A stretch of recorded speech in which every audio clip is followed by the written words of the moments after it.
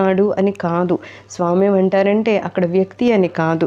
అక్కడ అసలు ఆ భావోద్రేకాలు, ఆ భావాలు ఎవరికి కలుగుతున్నాయి అంటే ఇక్కడ ఏం చెప్తారు, మనకి దేనికైనా మనం రియాక్ట్ అవుతున్నామంటే దాన్ని మన మనసు పెడితేనే అవుతుంది కదా. ఒక సుఖము అక్కడ ఉంది అంటే ఆ సుఖం మీద మనకి ఇంట్రెస్ట్ ఉండి మనం మనసు పెడితేనే ఆ సుఖాన్ని మనం ఆస్వాదిస్తాం.